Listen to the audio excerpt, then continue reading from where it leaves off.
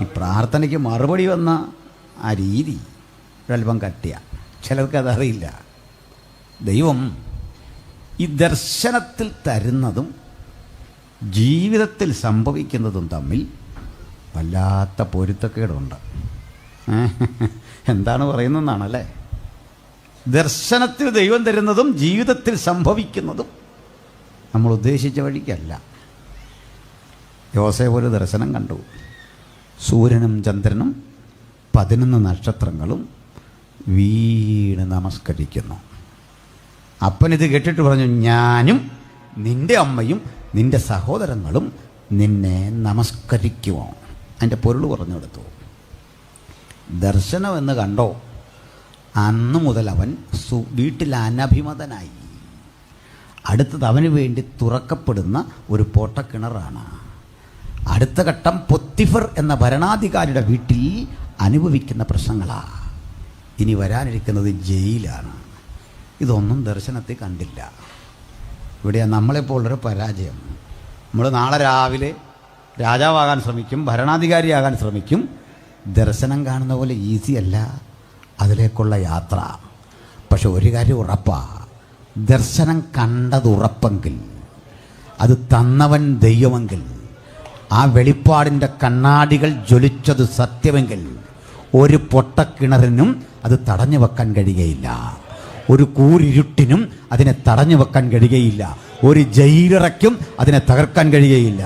ഒരപവാദത്തിനും അതിനെ ഒതുക്കാൻ കഴിയുകയില്ല. ദർശനത്തിനൊരവധി വെച്ചിരിക്കുന്നു. അത് സമാപ്തിയിലേക്ക് വരുവാൻ ബന്ധപ്പെട്ടുകൊണ്ടിരിക്കുന്നു. അതിഞ്ഞ് വരും, സംശയം ആവശ്യമില്ല. അത് വരും നിശ്ചയം. നമുക്കതിനു വേണ്ടി ഒരിക്കൽ കൂടി കാത്തിരുന്നിട്ട് പറയാം, അത് വരും നിശ്ചയം, അത് വരും നിശ്ചയം. ഉറപ്പായി ഞാനതിനെ പ്രാപിക്കും. ഭക്തനൊന്ന് ഉറപ്പിച്ചേ പോകാവൂ. അത് സംഭവിക്കാതെ ഇഹലോകം വിട്ടു പോകാൻ ഇടവരാത്ത വിധത്തിൽ ആ ദൈവിക ചൈതന്യം എൻ്റെ മീതേ വ്യാപരിക്കുന്നു.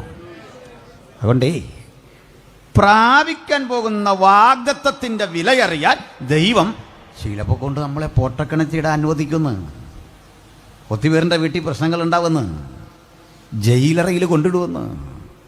പക്ഷേ അവധി പിൻവലിക്കുന്നൊരു ദിവസമുണ്ട്. അന്ന് രാജകീയ സൈന്യം ഇങ്ങ് വരും. ക്ഷൗരം ജയിച്ച് വൃത്തിയുള്ള വസ്ത്രം ധരിച്ച് രാജസന്നിധിയിൽ കൊണ്ടു നിർത്തും. രാജാവ് കണ്ട സ്വപ്നത്തിൻ്റെ പൊരുൾ തിരിച്ചങ്ങോട്ട് തുടങ്ങുമ്പോൾ നിനക്കൊരു കാര്യം മനസ്സിലാകും. ഒരു ജയിലിനും സ്വപ്നം കാണുന്ന എൻ്റെ സ്വഭാവത്തിന് തടസ്സമിടാൻ കഴിഞ്ഞില്ലെങ്കിൽ, വ്യാഖ്യാനത്തിൻ്റെ പൊരുളറിയിക്കുന്ന വചനത്തിൻ്റെ മാർമിക സത്യങ്ങൾ വെളിപ്പെടുത്തുന്ന എൻ്റെ സവിശേഷതയ്ക്ക് തടയിടാൻ കഴിഞ്ഞിട്ടില്ലെങ്കിൽ, ഒന്നുറപ്പാണ്, എൻ്റെ സമയം നിശ്ചയമായിരിക്കുന്നു. അദ്ദേഹം പറയുക, രാജാവേ, അഭിമുഖീകരിക്കാൻ പോകുന്നത് കടുകട്ടിയായ പ്രശ്നങ്ങളെയാ. നീയേ ക്ഷാമം നിറഞ്ഞ വർഷത്തെയും സമൃദ്ധിയുടെ വർഷത്തെയും ദൈവം നിന്റെ സന്നിധിയിൽ തരും. ആദ്യം സമൃദ്ധിയാണ്, പിന്നെ ക്ഷാമം.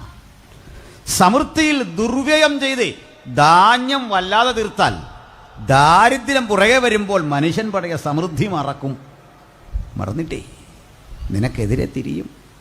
അപ്പോൾ സമൃദ്ധിയുള്ള കാലത്ത് ഈ വസ്തുക്കളൊക്കെ ഒന്ന് വാങ്ങി ധാന്യമണികൾ കേടുകൂടാതെ സൂക്ഷിക്കാൻ സംഭാര നഗരങ്ങളെ പണിയണം.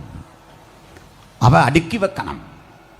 അവ ധാരാളമായി വില കുറഞ്ഞ സമയത്ത് വാങ്ങി സൂക്ഷിച്ചിട്ട് ക്ഷാമം വരുന്ന ഘട്ടത്തിൽ, വരൾച്ച വരുന്ന ഘട്ടത്തിൽ എടുത്ത് പ്രയോഗിക്കണം. ഒന്നുകൂടെ പറഞ്ഞു, പ്രാപ്തനായ ഒരാൾ സാറ് തിരഞ്ഞെടുത്താൽ മതി. അടുത്ത നിമിഷം രാജാവ് പറയുക, ദൈവാത്മാവുള്ള ഈ മനുഷ്യനെപ്പോലൊരുത്തനെ കിട്ടുമോ?